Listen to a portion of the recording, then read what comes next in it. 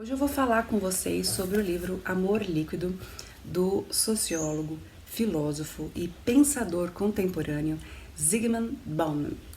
Provavelmente a pronúncia do nome dele está errada, não duvide disso, porque esse escritor, filósofo, sociólogo, pensador é polonês. Ele nasceu em 1925 na Polônia e faleceu na Inglaterra em 2017, mas deixou um legado enorme, uma série de livros escritos, publicados sobre o assunto em que ele desenvolveu, que ele trabalhou, que ele concluiu e que ele defendeu de forma a orientar a sociedade, de expor um conceito, uma observação muito importante que ele havia compreendido da sociedade atual, do mundo contemporâneo, do mundo em que nós vivemos no momento.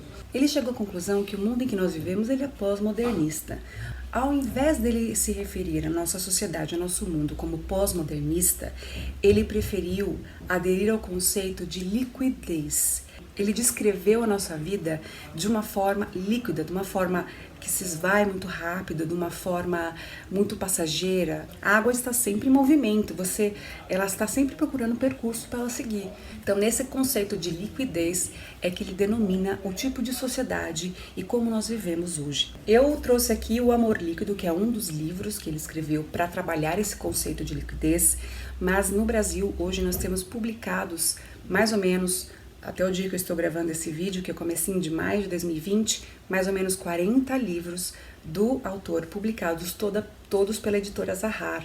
E antes de eu começar a falar mais sobre o autor, sobre o livro, sobre esse conceito de liquidez, eu vou comentar com vocês que os livros dele, todos os livros dele no Brasil, são muito caros. É uma coisa que eu acho que a Zahar faz porque ela é única, né, que detém os direitos autorais do autor.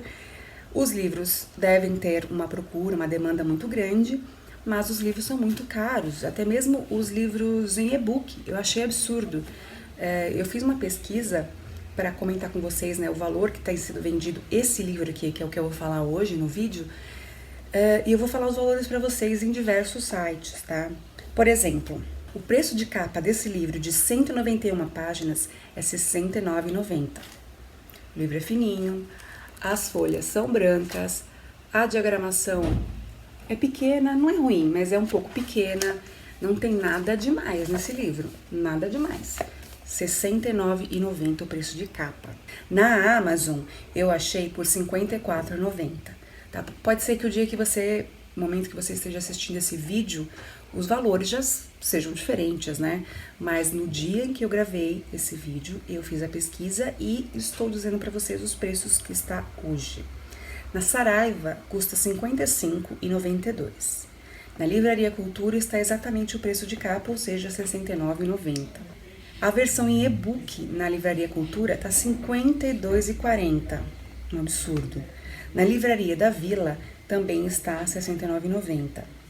Na Livraria Curitiba, R$ 59,40. No site da Americanas, R$ 55,92, ou seja, um dos preços mais em conta que eu encontrei, né? Tirando a Amazon, que está R$ 54,90, a Livraria Saraiva e a Americanas está com o melhor preço, igual, de R$ 55,92. É muito caro para esse livro. E tem livros dele que custam mais ainda, tá? Em promoção você vai achar ele por 60, 65 reais. Então, fique de olho aí. Bom, agora eu vou falar um pouquinho sobre o que diz o livro, do que é essa história de amor líquido, né? Eu já dei uma leve descrição para vocês do que é esse conceito de liquidez que o Zygmunt Bauman trabalha, que ele trouxe pra gente, ao invés de chamar nossa sociedade de pós-modernista, não deixa de ser, mas ele deu um termo mais específico dentro desse pós-modernismo, que chamou de vida líquida.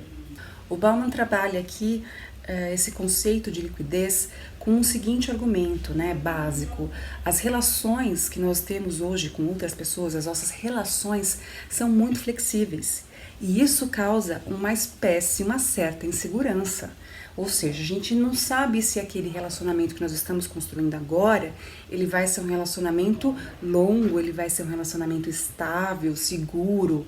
E não só relacionamento amoroso, tá? De amizade, de coleguismo, seja lá qual for, até mesmo dentro da mesma família, às vezes essas relações são muito flexíveis, porque a gente não sabe se vai ser duradouro, se a gente vai querer manter aquele relacionamento, porque a flexibilidade, ela parte de nós, né? Às vezes nós estamos predispostos a entrar num relacionamento, mas não se comprometer ao extremo, até mesmo dentro da família.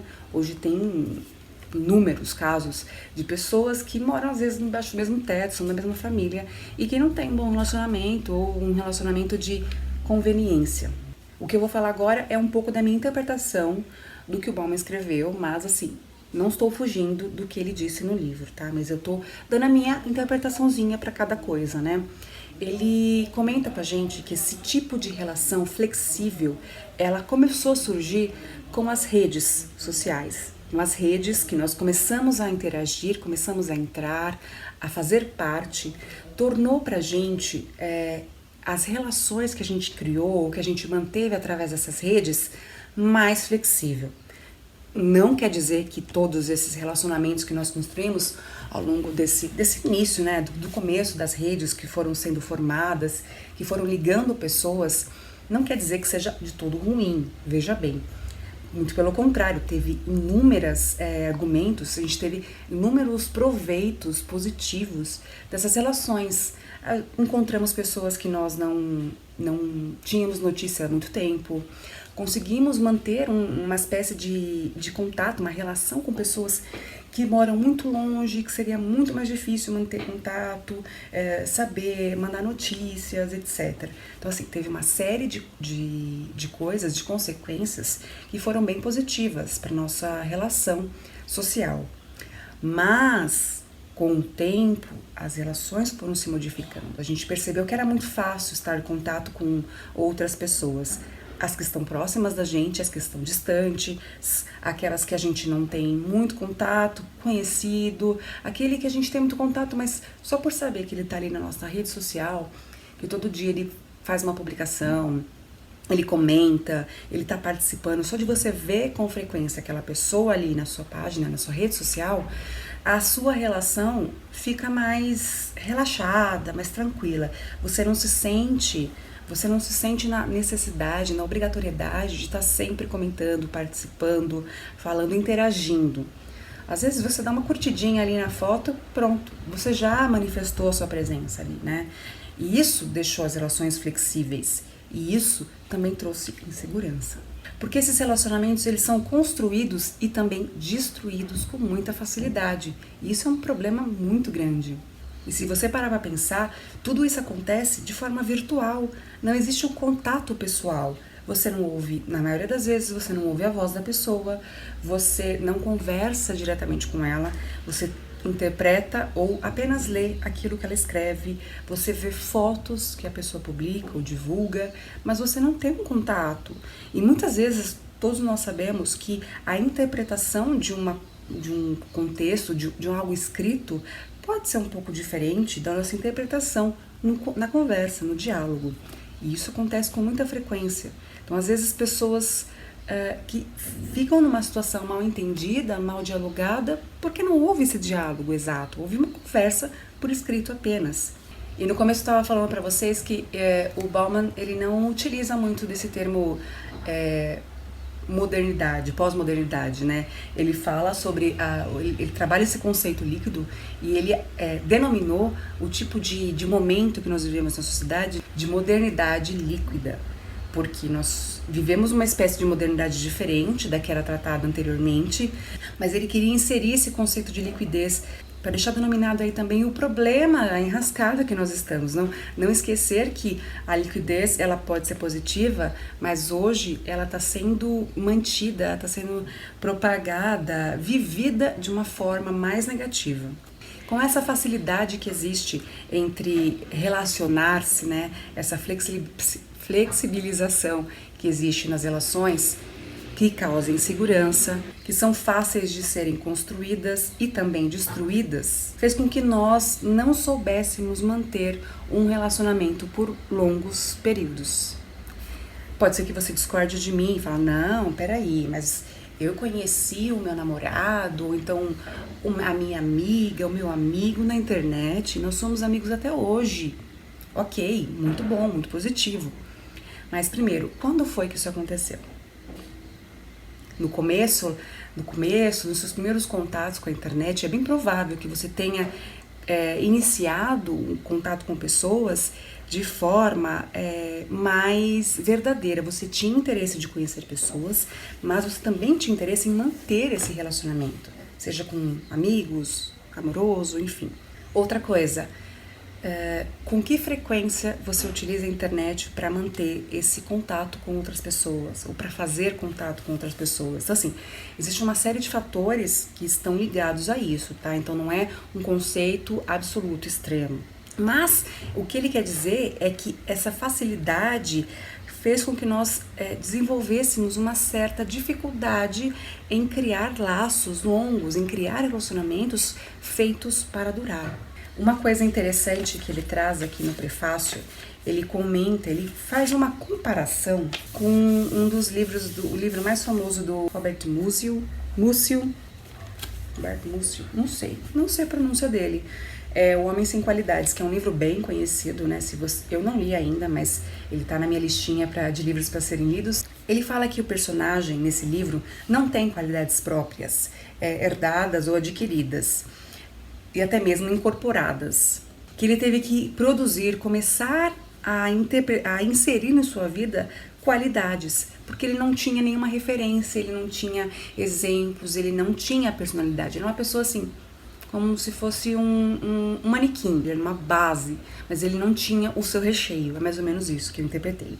Mas ele era um homem perspicaz, sagaz, então ele começou a observar as qualidades que ele admirava, as características de personalidade que ele admirava e começou a aprender sobre elas para tentar inserir ele na sua personalidade. Mas ao mesmo tempo ele não tinha nenhuma garantia de que aquelas qualidades que ele almejava adquirir, que ele almejava ter como definitivas em sua vida, seriam de fato definitivas. Ele poderia começar muito bem a trabalhar uma certa qualidade, mas com o tempo ir perdendo jeito, perdendo interesse. Então ele não tinha nada de concreto de que ele seria daquela forma que ele estava almejando ser.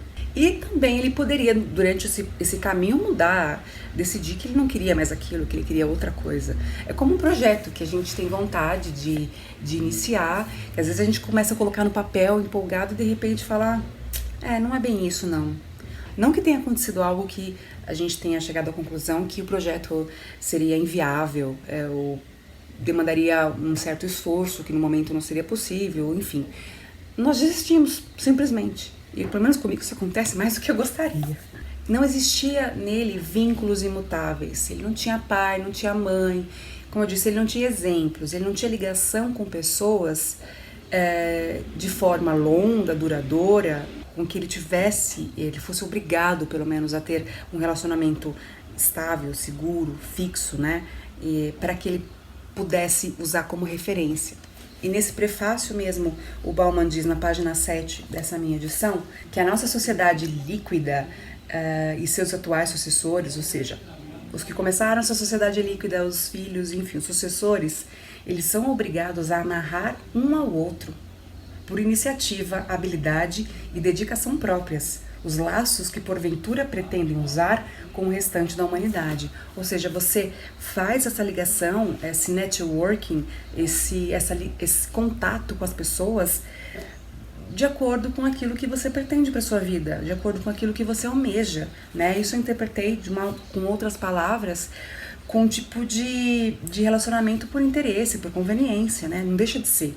E ele trabalha outras definições, outras situações, outros exemplos que levam ele a esse conceito de liquidez, a trabalhar melhor, né, esse caminho que ele percorreu até chegar nesse tipo de sociedade, né. Mas esse livro aqui, ele não foi o primeiro para trabalhar esse conceito de liquidez. Então ele já começa, ele dá uma voltinha para falar de como os relacionamentos são líquidos. Mas se você quiser saber como começou de fato esse conceito de liquidez, você vai ter que ler outros livros do autor. Eu vou falar, no final do vídeo, eu vou falar mais ou menos uma ordem Não que os livros tenham uma ordem para serem lidos, mas se você quiser entender o conceito como um todo, de uma forma um pouco mais ordenada, não que não ler na ordem que eu vou falar não seja ordenado, eu coloquei aqui, eu fiz uma leve listinha da ordem que eu pretendo ler os livros. Eu comecei por O Amor Líquido, mas eu vou sugerir que vocês comecem por outro, que é o que eu pretendo fazer mais pra frente, é ler na ordem que eu vou comentar com vocês, mas mais pro final do vídeo, tá? Eu anotei aqui, mas eu vou falar depois. Uma das coisas que acontece fez com que a nossa sociedade visse esses relacionamentos de uma forma não duradoura, apenas enquanto for conveniente, interessante, tiver algum propósito, é a forma como a gente lida com o amor. Hoje a palavra amor, ela tem sido falada, utilizada de forma muito genérica, se a gente parar para pensar. Quem assistiu a minha resenha de O Demônio do Meio-Dia, Uma Anatomia da Depressão, eu acho que eu comento naquele vídeo sobre a utilização do termo depressão, que ele banalizou de uma forma que as pessoas começaram a ter dificuldade para entender o quão grave poderia ser a depressão e quando realmente a pessoa estava com depressão, estava depressiva. E aqui ele fala que o amor, a palavra amor também foi banalizada. As pessoas acabam chamando suas experiências amorosas de amor, quando na verdade não passam de experiências amorosas. E muitas acham que ter experiência amorosa é amor. Ela já foi inserida, ela já conheceu o amor no meio desse conceito turbulento. E outras pessoas, por tanto conviverem com outras que tratam o amor nesse conceito mais volátil, acabam aderindo também, até esquecendo que o amor de verdade é uma coisa um pouco diferente, um pouco mais profunda, um pouco mais enraizada. Ou seja, as pessoas confundem o conceito de amor com o ato. E essas experiências amorosas alimentam a ideia de que o amor é uma habilidade, algo que pode ser aprendido, que você pode desenvolver. Se você trabalhar um pouco, se você viver um pouco, se você ler um pouco sobre o assunto. Encarar o amor como uma habilidade significa que você pode começar e terminar quando você bem entender. Eu vou abrir um parênteses. Se a gente parar pra pensar, os relacionamentos hoje, nos mais modernos, principalmente entre os mais jovens, e não só entre eles, tá? Mas principalmente porque eles já nascem inseridos nessa cultura. Então, eles aprendem, eles veem as coisas acontecerem dessa forma.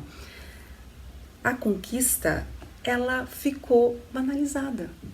Hoje em dia, o termo conquista, para começar, para você ter um relacionamento amoroso, para você ter uma experiência amorosa, você não precisa mais da conquista necessariamente. Qualquer um pode chegar e fazer o que bem entender, né? Tem diversos exemplos que eu poderia citar aqui, mas eu vou tentar me conter porque eu não quero passar a impressão de falsa moralista. Então, assim, imagine uma situação em que a pessoa tem uma experiência amorosa com outra sem haver a necessidade de todo aquele ritual de conquista. Simplesmente acontece. Trocam uns beijos, transam, sei lá. Imagine, qualquer tipo de experiência. Onde fica a conquista aí? Principalmente quando a gente para pensar no que era conquista, no que era amor no passado. Nós que estamos tão envolvidos assim com livros, com literatura, que lemos romances, que lemos, enfim, livros no geral que mostram pra gente, narram personagens num relacionamento amoroso, a gente percebe que há sempre uma conquista aí. Às vezes ela não é tão romântica, mas a gente observa o ritual da conquista, né? Claro que nos romances de época ou nos livros que contam histórias de um período diferente do que nós vivemos hoje, onde tudo é mais fluido, a gente percebe que o ritual para conquistar alguém era muito tenso, era muito cheio de etapas. Tem períodos em que exigia-se um comportamento padrão, ordenado, esperado. Então, sabia-se todo o ritual que deveria ser cumprido para chegar à conquista, né? Ou para a conquista se tornar algo conhecido por outras pessoas. Uma coisa muito interessante que o Bauman trata aqui, como sociólogo, né, ele não poderia ser diferente, ele fala que o amor, para existir amor, é necessário a existência de 2 ou mais seres. Ele não fala de um casal, ele não fala de 2 pessoas, porque o amor pode ser tem amores aí que são um pouco diferentes, não são necessariamente duas pessoas, existe uma série de outras situações que tem a sua peculiaridade, mas ele fala em seres. Então, ele abrange homem, homem com mulher, mulher com mulher, homem com mulher, com mulher e com homem, não sei. Todas as possibilidades que existem, ele abrange. Mas também ele fala de um outro aspecto que eu não vou entrar, eu só vou inserir a curiosidade para vocês, do aspecto social, da influência do meio em que nós vivemos, da sociedade, para nossas escolhas afetivas. O que significa que ele cerca o assunto, né? Ele deixa bem claro que o amor, sim, existe entre pelo menos dois seres, e fiquem aberto, mas existem também a influência por um outro aspecto, não de forma generalizada, não de forma definida, talhada na pedra, não. Ele trabalha um pouquinho, né, essa concepção do amor diferente do que era denominado e escrito como regra do amor do passado, homem, mulher, mulher e homem, acabou. Não, ele fala que existe sim amor entre seres, não importa se você é homem, se você é mulher, se você ama um homem, se você ama uma mulher, não interessa. Então isso é muito legal de ver, ou seja, ele insere esse conceito que poderia ser taxado como tabu, mas ele insere o conceito, ele fala sobre o assunto, mas não é o foco dele, tá? Então, por isso que eu não vou entrar em detalhes. A intenção não é fazer com que esse assunto seja discutido no vídeo ou passar para vocês a imagem de que esse livro trabalha esse foco. Não, ele cita apenas, tá? Mas é bem legal ler para você conhecer. E um pouquinho com a mente aberta também, tá? Porque pensa um pouco que ele é uma pessoa que estudou, ele sabe o que ele tá falando, tá?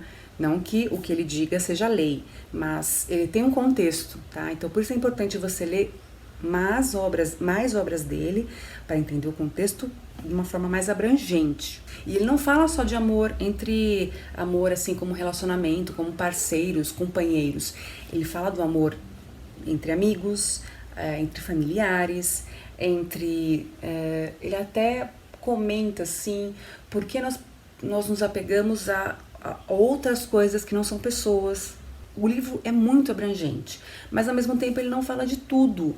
Ele dividiu os assuntos, os temas, o termo liquidez para falar da sociedade que nós vivemos, mais ou menos por temas. Então aqui o foco é amor. Tem um livro de medo líquido que ele fala como a sociedade está vivendo uma fase de medo. Tem um que fala sobre o capitalismo, tem um que fala sobre a vida no geral. Enfim, tem uma série de livros dele. Se você for pesquisar, você vai ver um monte. A maioria, grande parte deles traz o termo líquido ou liquidez no título. Outros não, mas quando você vai ler assim a sinopse do que trata o livro, você vai ver que esse contexto de liquidez, esse conceito da liquidez que ele trouxe para a modernidade líquida, né, que seria a pós-modernidade, está inserido ali no livro. E eu fiz uma listinha, como eu falei para vocês antes, de livros que eu sugiro que você leia mais ou menos nessa ordem, mas não são obrigatórios, tá? Você pode ler os livros dele como você bem desejar, mas é uma sugestão de quem leu um livro e sentiu que poderia ter sido uma experiência um pouco melhor se tivesse lido de outra forma. Então, eu sugiro que vocês comecem pelo Modernidade Líquida. Eu vou deixar a capinha aparecendo em algum lugar aqui. O Modernidade Líquida me parece que foi o primeiro livro que ele publicou falando sobre esse assunto, tá? Então, esse seria o ideal, você começar por ele. Vocês viram que eu comecei por O Amor Líquido, né? Mas eu pretendo, como próximo livro do autor, ler Modernidade Líquida e depois continuar seguindo a ordem. Talvez eu releia esse aqui na sequência, porque ele é o segundo que eu indico para vocês lerem. Deixa eu confirmar, é o segundo que eu indico. Então, Modernidade Líquida, depois Amor Líquido. Na sequência, O Vida Líquida, que aí ele abrange um conceito um pouco mais amplo, né? E ao mesmo tempo que ele começa a entrar na especificidade, né? Como ele falou do amor, ele vai falar sobre a particularidade, sobre vida, mas ainda é uma forma abrangente. Esse é o terceiro. Quarto livro que eu recomendo na ordem é Tempos Líquidos. Aí ele vai falar como a gente tem que encarar o que está acontecendo com a sociedade e como a gente deve encarar essa mudança, essa realidade. E o quinto livro é Mal-Estar Pós-Modernidade. Não sei se você tem visto situações ocorrendo em que você se incomoda com algumas coisas que você lê, que você vê os jovens fazendo, que você ouviu falar, notícia na internet, na TV. Enfim, se tem alguma coisa que você não fez na sua época ou que você não faria, até mesmo no momento atual, que você vê outras pessoas fazendo que te incomodam. Então, esse mal-estar pós-modernidade é um livro que vai falar um pouquinho mais sobre essa outra vertente, né? Quem se sente incomodado com o que está acontecendo.